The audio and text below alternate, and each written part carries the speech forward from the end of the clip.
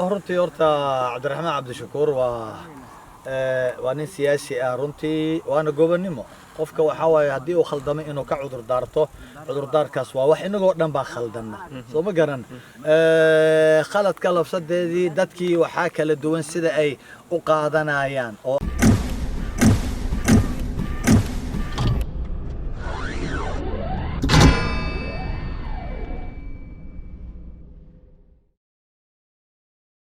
السلام عليكم ورحمة الله وبركاته كلنتي وعن ونكسن داوديال كسو دوادا جلا channel iyo markale iyo barnaamij aad u xiiso badan Sheekh Maxamed Ibrahim Kenyawi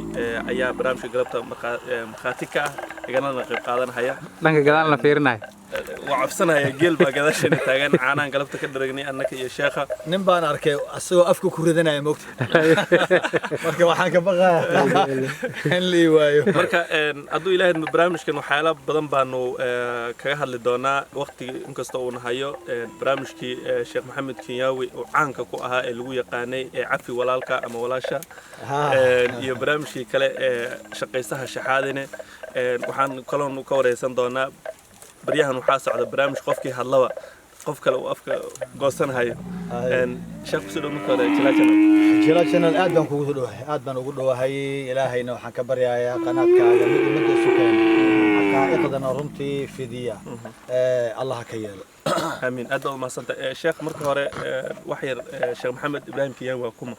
محمد شيخ إبراهيم ورمتي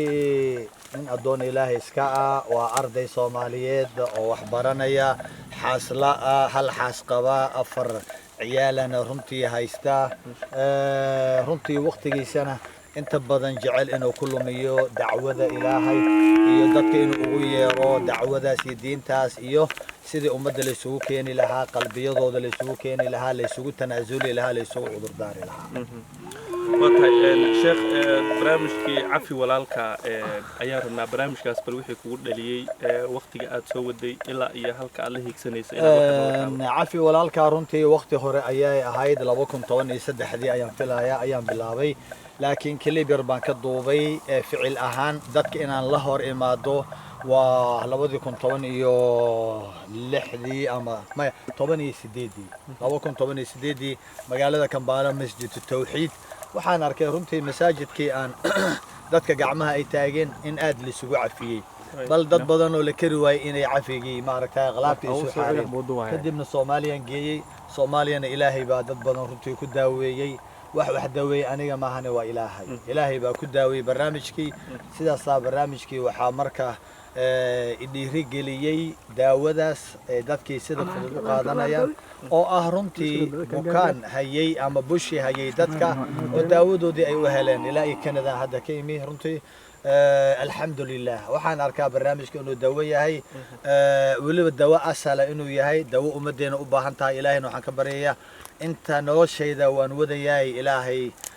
niyadeyda wax leexiya Allah iga koriyo in kastoo meel badan la iga qabsaday laakiin akhiran rasuulka sallallahu alayhi wasallam waa la qabsaday barnaamijkan wuu soconayaa cafi walaalka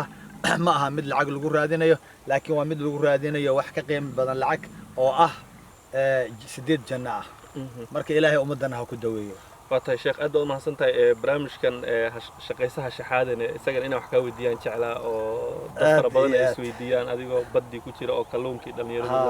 لصق سبعينها أديكو كينيوسيدي تجاه تم هدد كلا حير هيا برامج كان إسقى أنا محاول أطلقش برنامج كاسوحوها شقيسها شحادة أنت بدن قاهرة كم غنى وطن كمصر تذكرونتي إذا عدم بان كله هذه الجري لكن مركان صادح قال حقائق دلنياردينا أيان أوجادي أو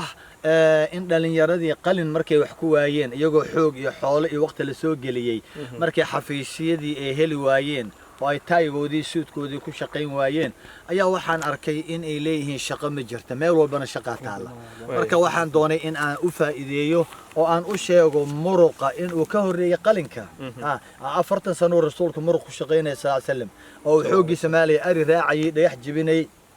dhisay kacbada oo la dhisay oo uu tijaari ganacsi waday marka waxaan is iri qalinka goorma soo degay iqra markay soo degay 40 sano markii uu jiray ama markii nuun wal qalami 40 sano kadib marka waxa uu horeysay in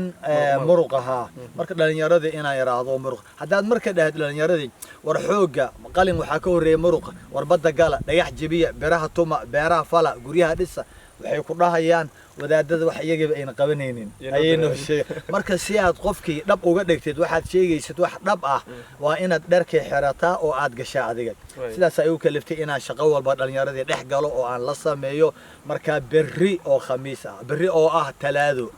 halkan Gaarisa ayaan ka sameyn doonaa taariikhduna waxay noqonaysaa hadduu Ilaahay yiraahdo waa 10ka bisha December oo berri oo talaado ah waxaan ka qaban doonaa bolotechnic ayaan ka qaban doonaa maadaama aan arkay in bolotechnic dawladda intay qalab walba keentay in dad madow ay ka faa'iideysanayaan Soomaalida aanay galaynin Soomaalida waxay rabaan waxay dhaqso helaan iyo inay xafiis dhaqso helaan iyo qalin inay wax ku helaan iyo hal mar inay taajiraan laakiin farsamadan waa farsamo sanooyin aad wax baranaysid laakiin faa'iidadeeda iyo nacfigeeda uu iman doono marka kadib marka bari inaan dharka xidho oo aan Gaarisa halkan ku sameeyo ayaan rabaa barnaamijkaasna runtii feedback fiican ayaan ka helay dhalinyaradii walaalihii shaxaadka inay joojiyaan oo ay maaragtay iska shaqeystaan way sheekh su'aasha ugu dambaysa waqtigan haya waa barnaamijkan hadda social media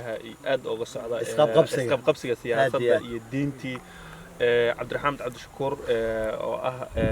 nin siyaasi ah baa hadal uu sheegay baa lagu qabsaday culimadii baa ku qabsatay dad waxa ku qabsaday siyaasiyiin qaar baa wuxuu leeyahay dhiigayga banaanaysteen adiga ka sii horeeyay oo hadal aad jeedinaysay oo si u tiri waa gabdhaha si kale u tafsiireen walow aad raali gelin ka bixisay dadka Soomaaliyeed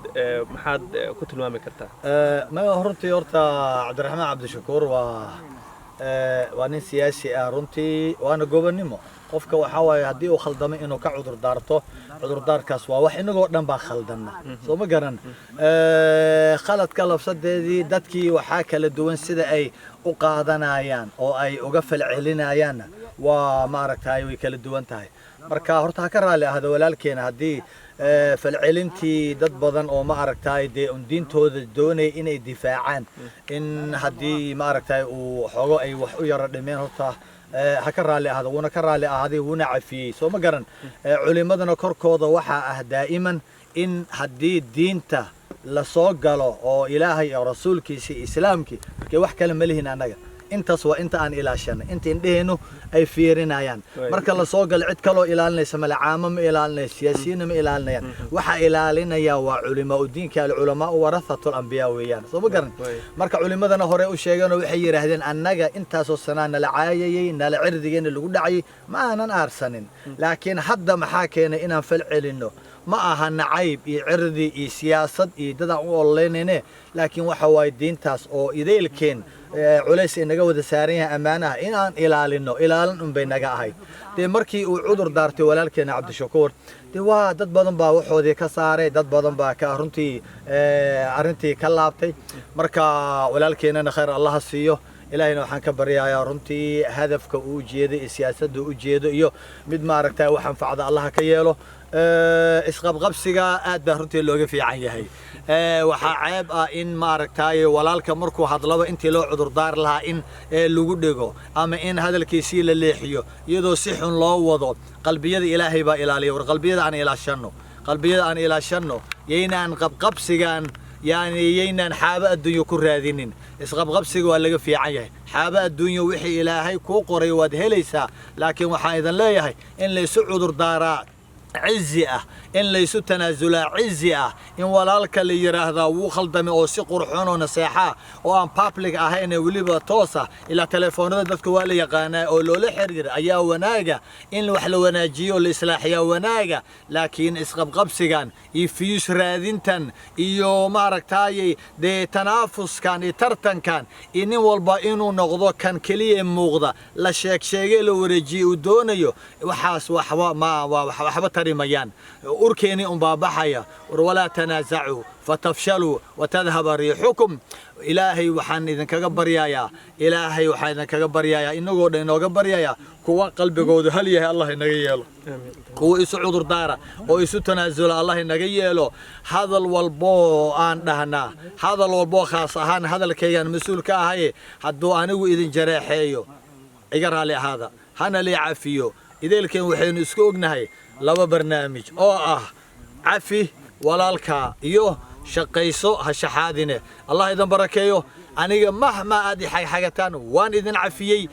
qalbigana waa idin nadiifiyey ilaa qiyaam saaca ku dhalan doona ee cajaladahan aan duubay arki doona oo wax iga sheegi doona ayaan cafiyey waa ilaa qiyaam saaca ayaan cafiyey ma aha kuwa hadda jooga walaalahay baa tihiin waan idin cafiyey wax walba anna hal cafiyo hadii hadalkaygu maaragtay xanaf yeesho waxaan u qasdayna ma aha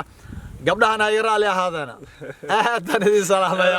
aad adiga ma santahay salaamu alaykum warahmatullahi wabarakatuh daawadayaal halkaasi waxaanu ku soo gabagabeynaa waraysigii koobnaa ee la yeelanaynay Sheekh Maxamed Ibrahim Kinyawi oo waxyaabo kala duwan aynu kaga waraysanay adaba barnaamijkan hadii uu ku cajibiyay si sheegada asxaabta kale la wadaag commentiga hoos ku soo qor